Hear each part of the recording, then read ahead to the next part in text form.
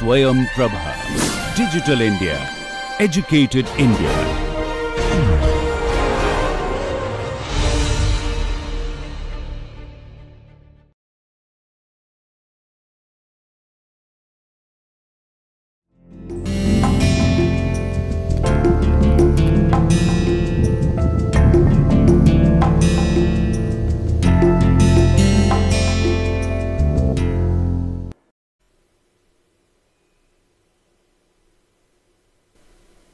Namaste. We carry forward our summing up and discussion. In the 7th module, we had a look at the biosphere, and here we looked at soil, and we defined soil as a collection of natural bodies on the earth's surface containing living matter and supporting or capable of supporting plants. Or another definition is a mixture of rock, debris and organic materials which develops on the surface of the earth. So this definition tells us that there are two kinds of materials. We have mineral materials that are coming from the rocks, and we have organic materials that are coming from living things. And both of these comprise the soil. Soil is the medium that supports plant growth, and there are four components of soil. We have mineral particles, we have humus, which is the organic matter, we have water, and we have air between the pores of the soil particles. The soil formation happens through a process called pedogenesis. So pedo is soil and genesis is formation. And in the process of pedogenesis, rock gets converted into soil, and various processes happen in soil formation. So this rock will undergo weathering. There can be transportation of materials, there will be action of heat, air, water and chemicals, plus there will be action of biological organisms such as bacteria, mosses, lichens, grasses, ferns, shrubs, trees and animals. Now these not only play a role in weathering and transportation and also through release of chemicals, but at the same time they also add to the organic material that is there in the soil. So through all of these, rock gets converted into soil. Now this formation of soil depends on a number of factors like the parent material or the rock. So because the mineral particles are derived from the parent material, so the kind of minerals that are present in the parent material would determine the kind of soil that gets formed. And at the same time, the minerals that are there in the rock, they also determine to a very large extent the amount of resistance to weathering that that particular rock will have. And so the parent material plays a very important role in soil formation. Soil formation is also dependent upon the relief. So if the relief is more, then the agents of degradation would have a much greater role. Because if we consider agents such as water, so if the relief is more, if there is a greater difference between altitudes of different locations, then water will flow at a much faster rate. And in that case, there will be more amount of physical weathering because of water. Similarly, we will have things like mass movement. And through mass movement as well, the rocks are shattered. And so relief plays a very important role in soil formation. It depends on the climate, because climate again governs the rate of weathering. It also governs the kind of organisms that are found in that area. So it depends on vegetation and other life forms, because they are going to help in weathering, and at the same time they are going to add to the organic matter in the soil. It also depends on human activities. Human activities can increase or decrease the rate of weathering and may accentuate the impacts of climate, vegetation or other life forms. And it also depends on time, because the process takes time. Now if we take a sample of soil and if we separate the particles based on their sizes, we get the different soil separates. And in this case we have very coarse sand with a diameter of 1 to 2 millimeters, coarse sand with a diameter of 0.5 to 1 millimeter, medium sand with a diameter of 0.25 to 0.5 millimeters, fine sand from 0.1 to 0.25 millimeters, very fine sand from 0.05 to 0.1 millimeters, silt from 0.002 to 0.05 millimeters, and clay comprising of all those particles with a diameter of less than 0.002 millimeters. So these are the various soil separates, that is the separation of particles in the soil on the basis of their sizes. So we can have things from a very fine particles such as clay to very coarse particles such as very coarse sand. Now we also define soil texture, which is the feel, appearance and consistency of the soil. How does the soil feel when you hold it in your hands? How does it appear? Does it appear coarse or does it appear fine? And what is the consistency of the soil? And soil texture is determined by the relative proportions of clay, silt, sand, etc. in the soil. And texture is important because it influences soil porosity, permeability, infiltration, shrink swell rate, water holding capacity and susceptibility to erosion of the soil. So it is important because it governs several properties of the soil. And on the basis of their texture, soils can be divided into clay, sandy clay, silty clay, sand, loamy sand, silt, loam, clay loam, sandy loam, silt loam, sandy clay loam and silty clay loam. So these are various soil textures. We also define the soil structure, which refers to the arrangement of the solid parts in the soil and the pore spaces located between them. That is, when we refer to the structure, we are asking the question, how are the particles in the soil clumping together? What kinds of structures do they form? What is the kind of pores that get formed because of these clumping arrangements? Are these pores joint or not? And so on. So it is determined by clumping, binding and aggregation of soil granules, and it influences properties like water and air movement, biological activity, root growth and seedling emergence. Now on the basis of soil structure, we can have platy soils, prismatic structures, columnar structures, blocky structures, granular structures, wedge-like structures or lenticular structures. Now if you look at the soil properties, we have observed that different soils have different properties. And if we look at three of the soil separates and we consider the kinds of properties that they give to the soils, so that can be used to understand the soil properties depending on their compositions. So if you look at the water holding capacity, then sand has a very low water holding capacity. It cannot hold water, the water just flows away.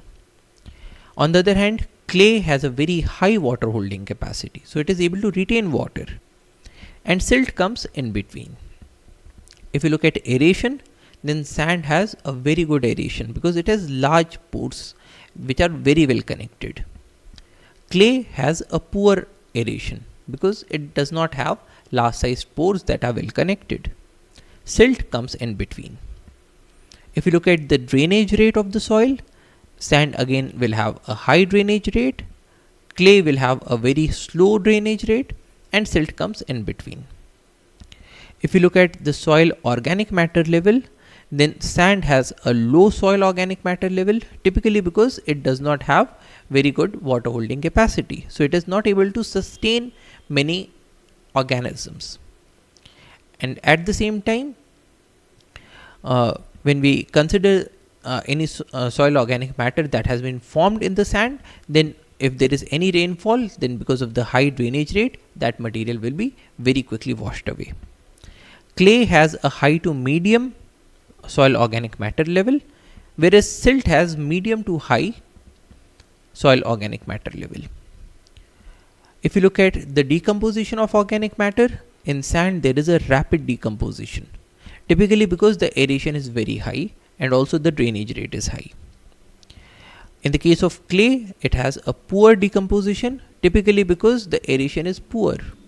So there is less amount of activity of organisms to decompose the organic matter. Silt comes in between. If you look at susceptibility to wind erosion, then sand has a moderate susceptibility, except in the case of fine sand, which has a high susceptibility to wind erosion. Clay has a low susceptibility because clay is sticky and the particles stick together. And silt has a high susceptibility to wind erosion. If you look at susceptibility to water erosion, then sand has a low susceptibility unless it is fine sand. Clay again has a low susceptibility if it is aggregated. Otherwise, it can have a high susceptibility if there is little aggregation, because the small size particles can very easily be removed. Silt has a high susceptibility to water erosion. If you look at shrink and swell potential, then this is a property of clay, and so clay has moderate to very high shrink and swell potential. Silt has low potential and sand has a very low potential. If you look at sealing properties for ponds, dams and landfills, then again clay has a very good sealing property, whereas the other two have a poor sealing property. When we consider suitability for tillage after rain, then clay has a poor suitability because it is very sticky. Silt has a medium suitability, whereas sand has a good suitability because it does not stick. If you look at pollutant leaching potential, then sand has a high pollutant leaching potential because the drainage is very good. Clay has a low pollutant leaching potential unless it is cracked, because there is very little amount of drainage that it permits, and silt comes in between. If you look at the ability to store plant nutrients, then clay has a high ability, sand has a poor ability, and silt comes in between. And if we consider resistance to pH change, that is the buffering capacity, then clay has a high resistance to pH change, typically because it is rich in organic matter. Sand has a low resistance to change in pH, and silt comes in between. So essentially, when we consider various properties and behaviors of soil, then it is amply clear that sand, silt and clay provide very different properties to the soil. So depending on the dominance of one or more of these fractions, the soil property is determined. Then we also looked at soil profile, which is the vertical arrangement of different soil horizons. How are the various soil horizons arranged vertically? And what is a soil horizon? It is a layer of soil parallel to the surface whose physical, chemical and biological characteristics are different from those of the layer above and the layer below. And soil horizons are easily seen by differences in color and texture. And these are the typical soil horizons. On the top we have the organic surface layer, which is composed of undecomposed and decomposing litter. Then below this we have the topsoil, which is the layer of mineral soil with organic matter and soil life. It may be alluviated, which means that minerals are leached to lower layers. So you can have a leaching of materials. Then after topsoil we have the subsoil, which is a layer of mineral soil with much less organic matter and soil life than the topsoil. Color is derived mostly from iron oxides, and it may show alluviation, which is the deposition of minerals and organic compounds. So things can get leached from the topsoil and they can get deposited in the subsoil. Below the subsoil we have the substratum, which is a layer of poorly weathered and unweathered rocks, followed by the bedrock, which is a continuous mass of hard rock. Then we looked at the classification of soil, and we saw that there are several different ways in which we can classify soils. An early classification was on the basis of fertility, whether the soil is fertile or sterile. Fertile soil was referred to as Urvara soil, and sterile soil or infertile soil was referred to as Usar soil. Then we had another early classification on the basis of texture, whether the soil is having a sandy texture, silty texture, clayey texture or a loamy texture. Now a loamy soil is a soil that has roughly equal proportions of sand, silt and clay. So this is considered one of the best soils for agricultural purposes. Another early classification was on the basis of color, whether the soil is red in color or yellow in color or black in color and so on. Now the modern classification is on the basis of genesis, that is how the soil was formed, the color, the composition and the location where the soil is found. And on this basis we have alluvial soils, which are typically the soils that comprise of fragments from weathering. We have black soil, which is very good for cotton cultivation and is typically comprised out of volcanic origin rocks. We have the red and yellow soil. We have laterite soil, which is mostly used for brick making and it has a reddish color. We have arid soil of dry areas. We have saline soil, which is rich in salts. We have peaty soil, which is rich in organic matter, and we have the forest soils.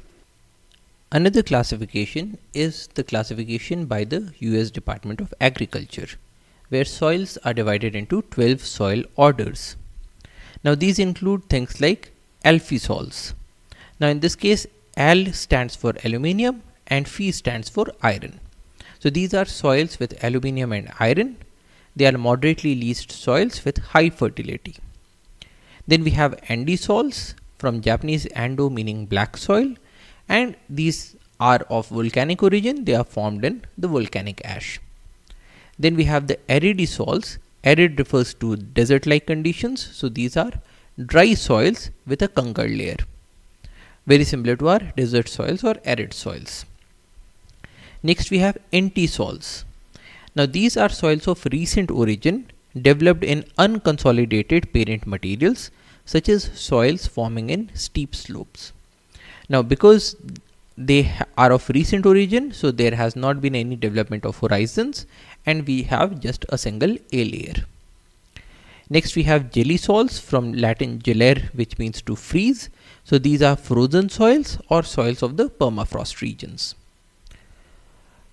Then we have histosols, from Greek histos meaning tissue.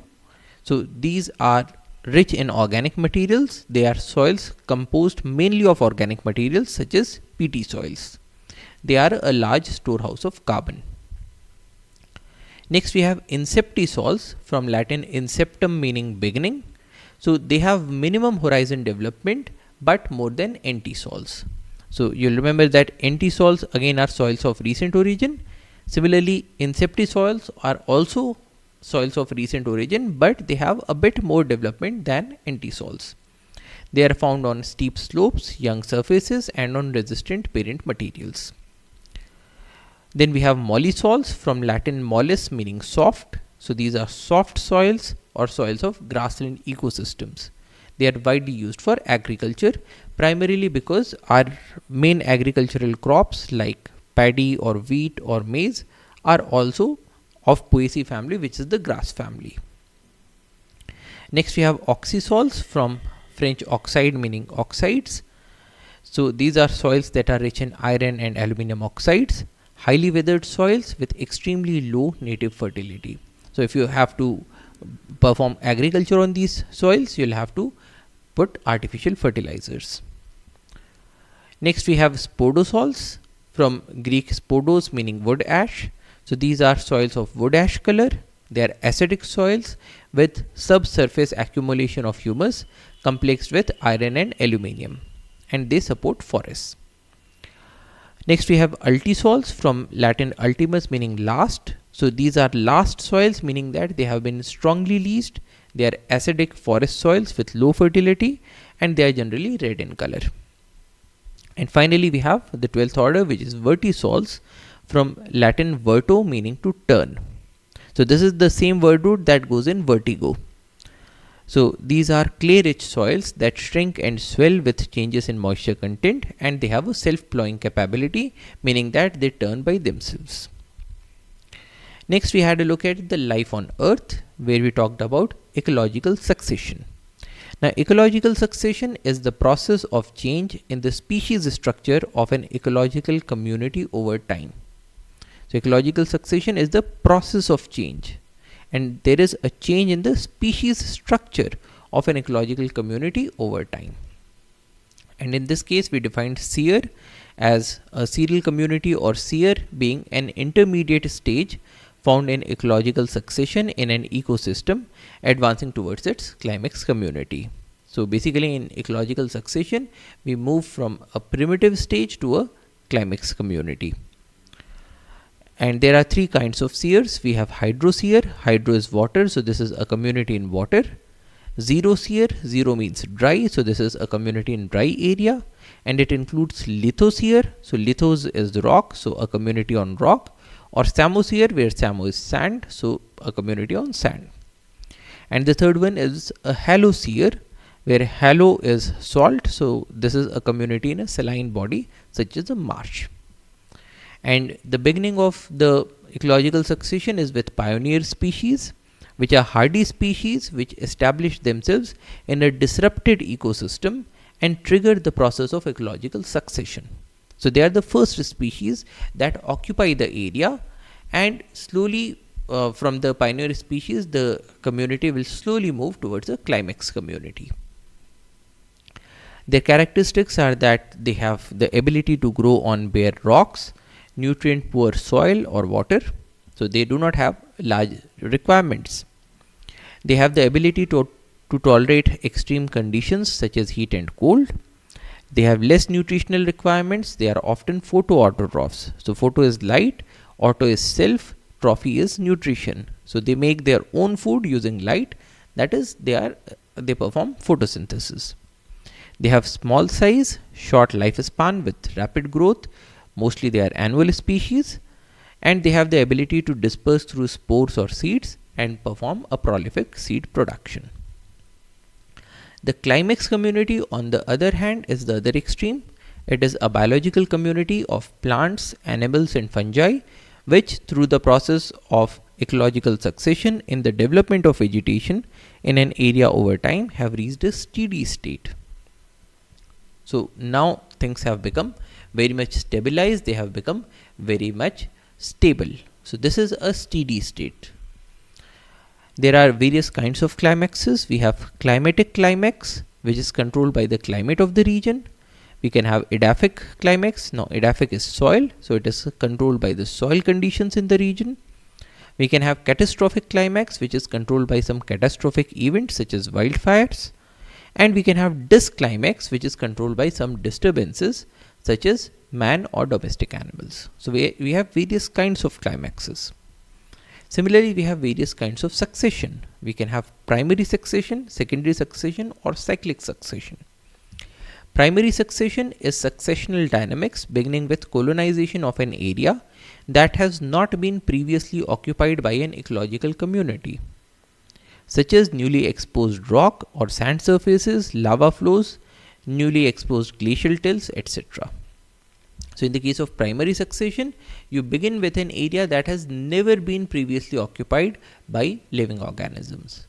So this is a completely new area. On the other hand, secondary succession is successional dynamics following severe disturbance or removal of a pre-existing community.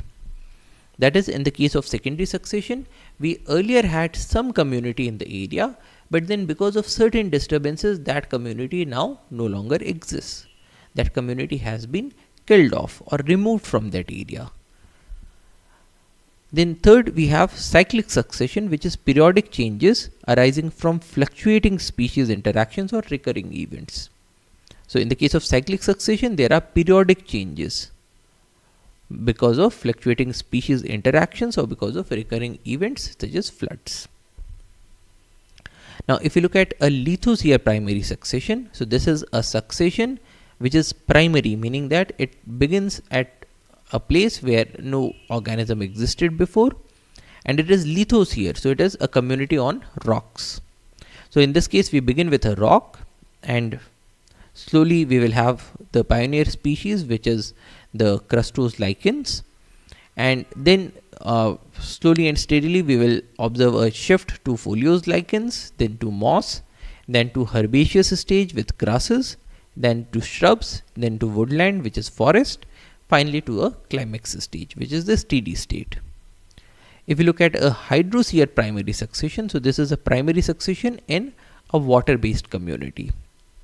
So from water we will shift to a phytoplankton state, followed by submerged state, floating state, then reed swamps, then sedge and meadows, then woodland, and followed by a climax stage, which is the steady state. An example of secondary succession is forest, which have been burnt by forest fires, and so the forests are now incompletely destroyed because certain amount of seeds or root stocks might remain in that area. And then this will be followed by a herbaceous stage, which is the grassy state, followed by shrubs, followed by woodland, and finally the climax stage. Now, secondary and cyclic succession are faster than primary succession because we already have soil. So in the case of a primary succession, we began with a stage without soil. So this is just plain rocks. So they have to be weathered to form the soil. But in the case of a secondary or a cyclic succession, soil is already there. Similarly, spores and seeds may already be present in the soil. Regeneration of some plants can happen from roots, and soil fertility is typically high enough to support organisms. And so this is a very fast succession. Now, succession can also be divided into autogenic or allogenic succession. Autogenic succession is brought by changes in the soil caused by the organisms there. So auto is self, genesis is production. So this is a succession that is produced by self. That is succession that is produced by the organisms that are already present in the area. These changes include accumulation of organic matter in litter or humic layer, alteration of soil nutrients, or change in the pH of soil due to plants growing there. Then we have allogenic succession. So allo is other. So allogenic is a succession that is produced by others. That is, it is caused by external environmental influences and not by the vegetation or the organisms that are already present there. Examples include soil changes due to erosion, leaching, deposition of silt and clay. They can alter the nutrient content and water relationships in the ecosystems. So these changes are not happening because of the organisms already present there, and so these are allogenic successions. Other examples include volcanic eruptions, meteor or comet strike, flooding, drought, earthquakes, and non-anthropogenic climate change. Now, in all of these cases, the changes are happening not because of the organisms that are there in the soil, but these changes are being brought about by outside influences, and so these are allogenic successions. Now, succession has several phases. We begin with nudation, in which case the area is made nude or bare. So it begins with the development of a bare site called nudation or disturbance. Then this is followed by migration, which is the arrival of propagules. Then these propagules are established. There is initial growth during ekexis period. Then during the aggregation phase, there is an increase in numbers and population densities, followed by a competition phase where the vegetation has become well established, it grows and spreads, and now various species begin to compete for space, light, and nutrients. After competition, we will have a reaction phase during which autogenic changes such as buildup of humus affect the habitat and one plant community replaces another, because the first community has created such conditions that now make it possible for another community to dominate the area. And so in this case, one community will be slowly replaced by another community, followed by stabilization, which is a supposedly stable climax community formation. Now there are three theories of climax. We have the monoclimax or climatic climax theory advanced by Clements in 1916, which states that there is only one climax whose characteristics are determined solely by the climate. So only climate determines what climax will be there. The processes of succession and modification of environment overcome the effects of other factors such as topography, parent material of soil, etc. Then we have the polyclimax theory. So poly means many. So these have many climaxes, advanced by Tansley in 1935. The climax vegetation of a region consists of more than one vegetation climaxes controlled by soil moisture, soil nutrients, topography, slope exposure, fire, and animal activity. And then we have the climax pattern theory advanced by Whittaker in 1953, who stated that there is a variety of climaxes governed by responses of species populations to biotic and abiotic conditions. The nature of the climax vegetation will change as the environment changes, with the central and the most widespread community being the climatic climax. So this theory states that there is a climatic climax, but it also incorporates elements from the polyclimax theory by stating that while the climatic climax will be the central community and the most widespread community, but we will also find other communities as shown by the polyclimax theory. Then we had a look at nutrient cycles. Now nutrient cycle or a biogeochemical cycle is a pathway by which a chemical substance moves through biotic and abiotic compartments of the earth. Now biotic compartment is the biosphere and abiotic compartments are lithosphere, atmosphere and hydrosphere. And through the nutrient cycle or the biogeochemical cycle, the chemicals move through the biotic regime, that is the biosphere, and the geological regimes, which is the lithosphere, hydrosphere and atmosphere. And so chemicals move through bio and geo compartments in the form of a cycle. So it is a continuous activity. A generalized nutrient cycle can be represented by a nutrient pool, which is the storehouse of nutrients, and these nutrients are taken up by the producers, which is the plants.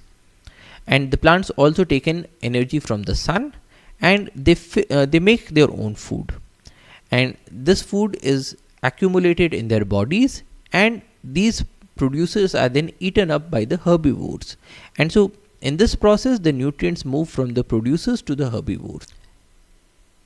Then when the herbivores are eaten up by the carnivores, then the nutrients reach into the bodies of the carnivores. Now the dead tissues of producers, herbivores and carnivores plus their excreta and other waste materials are eaten up by the decomposers, and so the nutrients reach to the decomposers, and finally they release these nutrients back into the nutrient pool, completing the cycle. Now in this case we looked at the nitrogen cycle, where we have two main pools, the atmospheric nitrogen and the soil nitrates.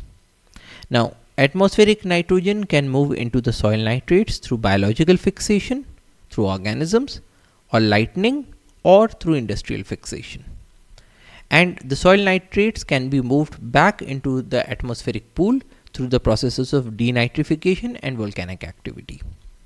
Now soil nitrates can also be taken up by plants, and from plants the nitrogen can move into animals and decomposers, and from animals again it can move into the decomposers, and from there it can go back into the soil nitrates through the processes of ammonification and nitrification. So this is the nitrogen cycle. Then in the carbon cycle we have many pools. We have carbon in the atmosphere in the form of carbon dioxide. We have carbon in ocean water. We have carbon in rocks, primarily carbonates and bicarbonates. We have carbon in biomass pool, and we have carbon in fossil fuels. Now carbon in the atmosphere can get dissolved to form carbon in the ocean water, which can also release back into the atmosphere. Now carbon in the atmosphere can become carbon in the rocks during the process of weathering, especially through the process of carbonation. And during tectonic activities, then this carbon in the rocks can get heated up and be released back into carbon in the atmosphere. Now this carbon in the atmosphere can be taken up by plants during the process of photosynthesis, and they make the biomass, and this biomass can get consumed by different organisms to form organic matter pool. So this is in the food webs and the soil, and this carbon can be released back into the atmosphere through the processes of decomposition and respiration. And there is also the process of lithification, which is formation of rocks, in which case this organic matter can be converted into fossil fuels like coal, petroleum or natural gas, and this gets stored in one pool, and this pool can be extracted and burnt to get energy, and through the process of combustion the carbon that is stored in this pool can be released back into the atmosphere, completing the cycle. We also had a look at the water cycle, where water in the water bodies can get evaporated to form water vapor in the atmosphere, which upon condensation forms clouds and precipitates to form rain. Now this rain can fall on the water bodies or it can fall on the land. On the land there can be surface runoff or there can be percolation, and through both of these the water can reach back into the water bodies, or it can be stored in the land water bodies, or it can be taken up by the plants and released back into the atmosphere through the process of transpiration. And through this way this whole cycle continues.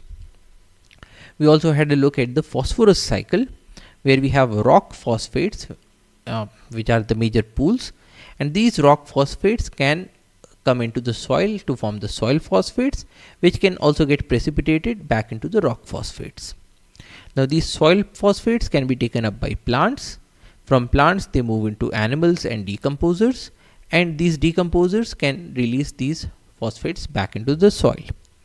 Now these soil phosphates can also move out of the area through runoff. So together with water they can move out of the area, and at some other place they can again get precipitated to form the rock phosphates. So this is the phosphorus cycle.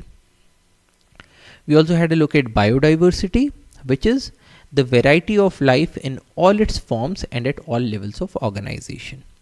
So when we say in all its forms, we include variety in plants, vertebrates, invertebrates, fungi, bacteria and other microorganisms. So in all forms you have variety, and at all levels of organization, meaning we have a diversity in the level of genes, in the level of species, in the level of ecosystems and so on.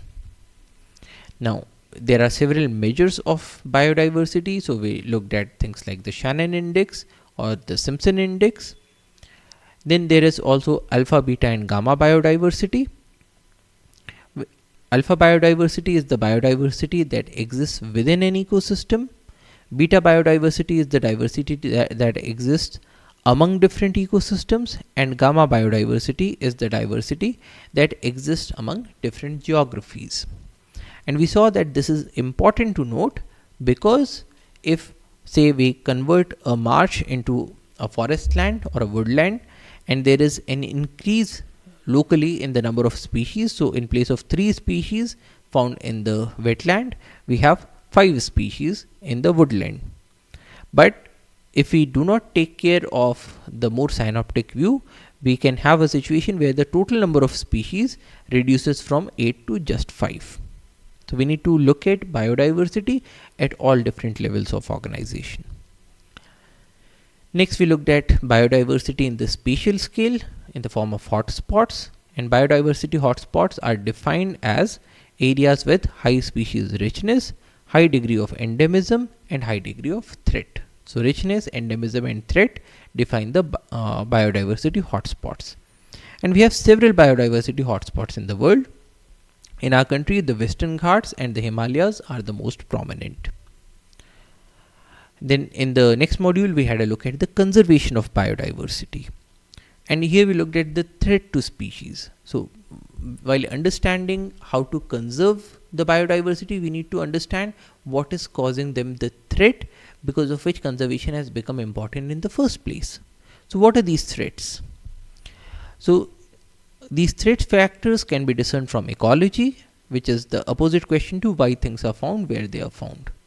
Now if there are push factors everywhere and pull factors nowhere, then that would be a major threat, because things or species are found in specific locations because they are getting pulled towards those locations. They have certain optimum conditions or certain favorable conditions in those locations that permit the species to live, survive and thrive in those areas. Whereas they are not found in other areas because they are getting pushed from those areas because the conditions are not optimal. Now if we have a situation where we do not have any place on earth where the conditions are optimal, then the species will have nowhere else to go and the species will become extinct. So the threat factors arise because we have a push factors everywhere and we have pull factors nowhere. And in this context we looked at the declining population paradigm and the small population paradigm. Now, declining population paradigm is the cause of smallness. So this tells us why a population becomes smaller in size. Things like no suitable habitat. The habitats have become too hot or too cold, or there are no trees left, there is no food left, no nutrients left in the area, or the habitats have been completely burnt out, or they are rich in noxious factors, or in other words they have become too polluted, or they are no longer suited behaviorally because of habitat selection, or the species are getting competed out because of, say, prevalence of invasive species like lantana, or there are too many predators or diseases, or there is a heavy amount of killing or poaching. So all of these can reduce the population size, and once the population size has reduced, we can observe the working of small factor paradigm or small population paradigm. Now this shows us the impact of a smallness. So once the population has become small, we can see the operation of small population dynamics such as Ellie effect and stochastic deaths. So these will slowly and steadily, they will push the species towards extinction. Now when we look at population dynamics and extinction, there are two kinds of factors that are operating at all times. We have deterministic factors that act at large population sizes, and we have stochastic factors that are more important when the population sizes are smaller. Now the factors that drive species towards extinction can be remembered using HIPPO acronym. So H is habitat loss, I is invasive species, P is pollution, next P is human overpopulation, and O is overharvesting. So these are the 5 factors that drive species towards extinction.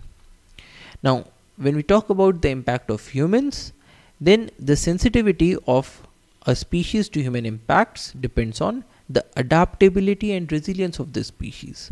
So there are certain species, especially those species that are selected, that are much more resistant, that are much more adaptable to the impact of humans.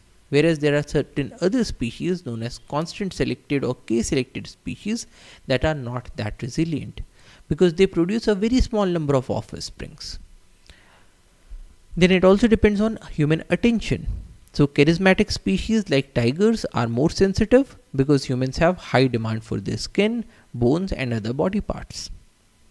Ecological overlap between humans and the species also determines the impact. If the overlap is greater, the impact is greater.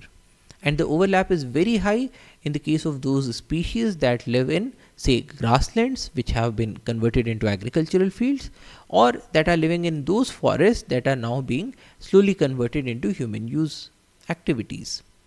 So if there is an overlap between the ranges of the species and the human activities, then the threat is much greater. It also depends on the home range requirements of the species. So species that require larger home ranges are more sensitive because when the home ranges become small, then they get impacted. Whereas species with smaller home ranges are not that severely impacted. So this also determines the sensitivity to human impacts. We also saw that all species are not equally susceptible to extinction because the susceptibility depends on the rarity of the species. How rare is the species? If the species is rarer, then it has more chances of getting extinct. And rarity is a function of the ecology and the evolutionary characteristics of this species. So species are rare because they can have a habitat selection and evolutionary characteristics that make them restricted to an uncommon habitat, such as species found in desert springs. Now deserts by nature are dry areas, and so there are very few number of springs in a desert. And so the species that are found in these desert springs automatically are those species that are restricted to a very specialized habitat, very uncommon habitat. And so these species will be very rare. Or you can have species with limited geographical ranges, such as those species that are found in a single lake. Now these species, if they do not have a means to move out, then their range is extremely localized. And if this lake is altered, or if this lake is threatened, or if this lake is drained out or polluted in any way, then all of those species will be under a grave threat. Or you can have certain species that have low population densities, because typically larger animals require more space. And so to prevent a situation where there is an overuse of resources, these species have evolved to have a very less number of children or offsprings in every generation. Now, if there are very few number of offsprings, and if those offsprings are harmed, then the species becomes very threatened. And so these are the reasons why species become rarer. Then we looked at 4 impacts on the habitat. We have habitat degradation, which is reduction in quality.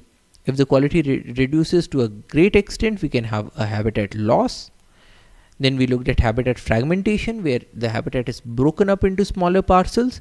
And we looked at habitat displacement, where animals are shifted from an optimal habitat to a suboptimal or a subprime habitat. Because there are so many threat factors, we need to actively work at conservation of species. And there are 2 modes of conserving species. We can go with an ex situ conservation, which is conservation of the site, things like zoos or aquaria. Or we can go with in situ conservation, which is conservation on the site, such as making national parks or wildlife sanctuaries. Now, whether we go with ex situ conservation or in situ conservation, we need to determine which species should be at a priority to conserve, because we have a dearth of resources. And in this context, we looked at keystone species, which play critical ecological roles that are of greater importance than we would predict from their abundance. So these are keystone species such as off-season fruit-bearing trees, purple sea star that predates upon the California mussel, or species like tigers or elephants. Then we have the umbrella species, which are species with large home ranges encompassing enough habitats such that their protection automatically provides protection to several other species as well, animals like tigers and elephants. Then we have the flagship species, which are well-known charismatic species that have captured the public's heart and won their support and funds for conservation. So people can relate to these animals, people love these animals, or they are in awe of these animals. And so they are known as flagship species, such as the giant panda, the humpback whale, and the gorilla. Now, the importance of such classification is that we can make a conservation priority for those species that meet all the 3 definitions. They are important for their habitats because they are keystone species.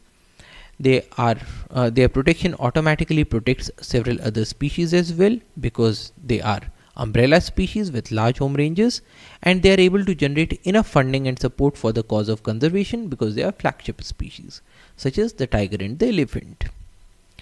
Now, in situ conservation is conservation on site within the natural habitat. Ex situ conservation is conservation outside the natural habitat. Then we looked at benefits from conservation, and the major benefits are the ecosystem services, the benefits that people obtain from ecosystems. And they are of several types. We have provisioning services, where the ecosystems are providing us with something. Things like food, honey, spices, wild fruits. Raw materials like timber, fuel wood, fodder, organic matter. Genetic resources like crop improvement genes, purified water, medicinal resources, energy, or ornamental resources. So the ecosystems provide us with all of these. Then they also regulate a large number of things. So there are a large number of regulating services like carbon sequestration, climate regulation, biological control of pest population through predation, waste decomposition and detoxification, bioremediation, purification of air and water, protection against floods, groundwater recharge, protection against disasters such as hurricanes and tsunamis. Then there are several supporting services. So ecosystems support things like soil formation, humus formation, nutrient cycling, primary production, oxygen generation, provisioning of habitat for biodiversity, biologically mediated habitats such as corals and mangroves which support large biodiversity, or pollination activities. Then we have cultural services like recreation, scientific and educational services, religious and spiritual services, cultural services, therapeutic services, inspirational services. So these are all different benefits that well-functioning ecosystems provide to us. And if we do a cost computation of all of these benefits, we find that there is a very big investment multiplier, meaning that for every rupee or every dollar that we put in for conservation, we reap huge amounts of benefits. So this needs to be kept in mind, that we are protecting biodiversity or we are conserving biodiversity because it is profitable for us. It gives us vastly huge amount of money and other resources as compared to what we actually put in for conservation. So it is an extremely profitable activity, and so it should be done. And often ecosystem services are about choices. So you can make a tsunami protection wall, or you can just plant trees like mangroves. Now if you plant these mangrove trees, you create a mangrove forest, you get the same protection as you would have gotten from a tsunami protection wall, but at a much lower cost and at much lower maintenance. And at the same time, these will also provide you with several ecosystem services that the tsunami protection wall will not provide you. So it is primarily very beneficial for us to go with the plantation of forests. Or if we can say set up a water purification plant, or we can conserve a wetland such as the Catskill Mountains that are providing water to New York City. Now in the case of water purification plants, they require huge amount of funds to set them up, for their maintenance, for their running, for the electricity costs and so on. But once you have conserved a wetland, then the wetland is able to manage itself. You only need to conserve and do slight amount of habitat modification activities, but otherwise the wetland is doing all of your work for free. So you can save a huge amount of costs. Similarly, we can go with artificial pollination, or we can just conserve the honeybees. We can construct sewage treatment facilities, again at a huge cost of construction, maintenance and running, or we can just have a good working forest and put the sewage there, and the sewage will get treated by bioremediation for free. So ecosystem services are often about choices. Then in the ninth module, we looked at human population and conservation, where we saw that the population is distributed in an uneven manner. There are many places where people are few and few places where people are many. And the population pyramid of the world is now shifting towards stabilization. And in population and population growth, we looked at Malthus theory. And in this theory, Malthus proposed that the human population grows in geometric progression.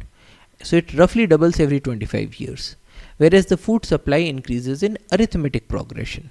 And so soon you have a condition where the population overruns the food supply.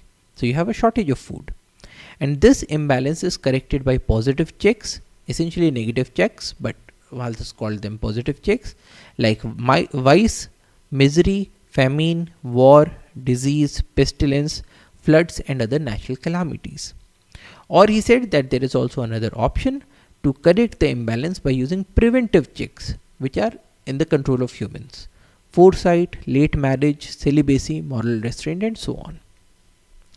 Then we looked at the glimpses from wildlife population biology, and we saw that for most of the wildlife populations, we see the working of the logistic growth equation that generates an S-shaped curve.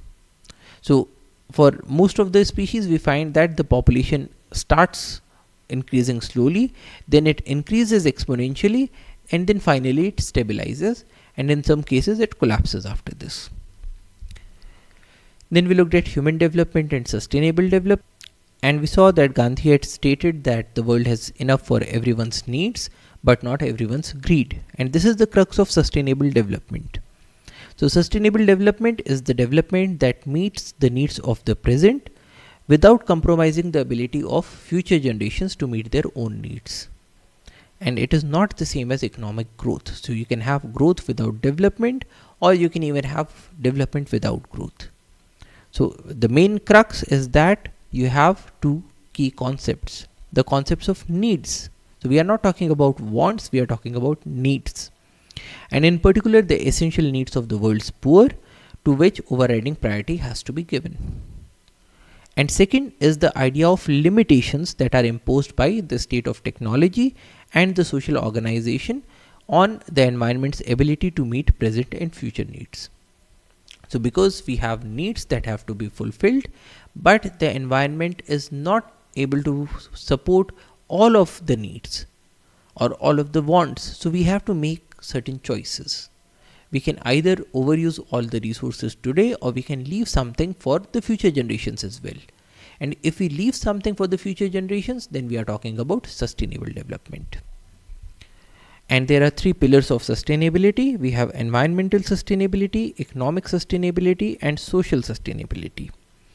And in this context, we said that we now have to emphasize on the triple bottom line, which is an accounting framework with three parts: social, environmental or ecological, and financial. And if we include all of these three, then only we are talking about a sustainable development. So essentially, when we talk about sustainable development, we have to use our resources in such a way that we are also leaving out sufficient resources for our future generations. We leave a planet that is not so much trash that it becomes unlivable. And this is something that we need to do if we wish our species to continue existing in the future. So this is why sustainable development has become very important, and which is why we are now focusing on things like clean technology or renewable energy and so on. So that's all for today. Thank you for your attention. Jai Hind.